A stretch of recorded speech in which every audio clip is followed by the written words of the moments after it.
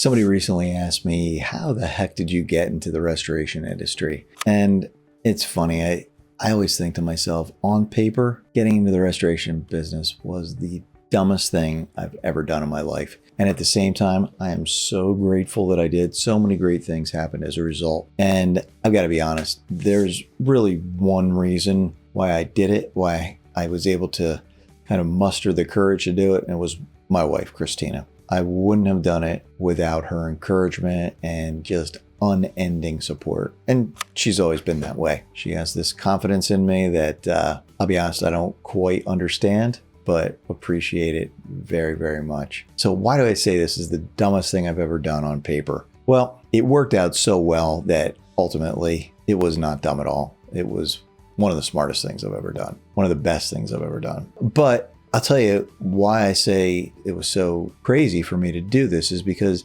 I'd never worked in the trades. I never owned a pair of work boots before I started my business. Never owned a pair of work pants. I never got dirty in the work that I did. I was always in sales and sales management and general management. And, my kind of everyday uniform was a white button down, khakis, and a blue blazer. Like, that's how I dressed. So early on, I learned what the term imposter syndrome meant. I didn't even know that that was a thing. And I remember going to Wawa every morning to get coffee and thinking to myself, people are looking at me and saying, what is Scott Miller doing in work pants and boots? Like, that's not how he dresses. And of course, I realized that that wasn't the case, but it was an odd feeling. But one of the great things about it was just the nature of the work. I really was so reluctant to do it, but when I started to do it, it was just a great feeling to be able to help people and to really, kind of come to their rescue. People that I was working for typically never had a water damage before, or a fire, or a mold problem.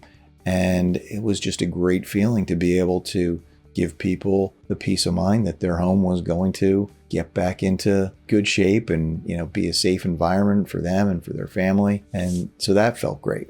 The other thing that came as a result of starting the business was I got stretched in a lot of other ways as a business owner. I had to recruit, I had to build a team, I had to learn how to write systems, and I learned how to delegate, and I had to learn how to be really good with financials and understand my financials and build a bookkeeping system that would give me the information that I needed to be able to make decisions about the business. And none of these things came easy for me, but through my own work and also really through relationships that I had with great mentors and my first business coach, who is really the reason, his name is Paul Curry, he's the reason why I got into business coaching. So informally, I was coaching other restoration business owners because in the franchise system that I was in, I was rookie of the year. And as a result, I would get calls from people looking for help. And I absolutely loved it. So what I worked on with my coach was writing systems and delegating, getting myself out of daily operations as much as I could so that I had the time to be able to help other people. So fast forward 4 years later, I decide it's time to start another business, and I'm going to start a coaching business.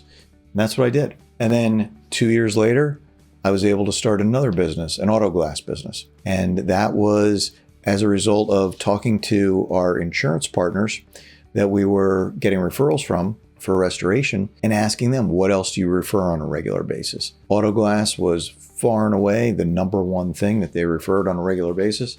So I started an auto glass business. So many great things happened as a result. And since selling the restoration business and selling the auto glass business, now all I do is coach. Mostly restoration businesses, some other home service businesses like general contractors, remodelers, roofers, but it's mostly restoration. And I'm so fortunate that I'm able to work with owners and their teams all over the country.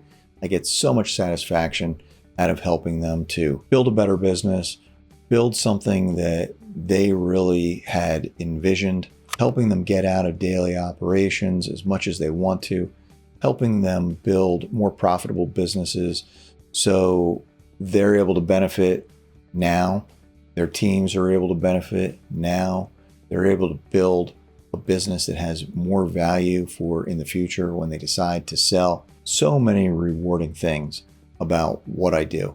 So I'm so grateful that I took the leap of faith and I did what felt to be absolutely crazy back in 2005 when I quit my job and I started my restoration business.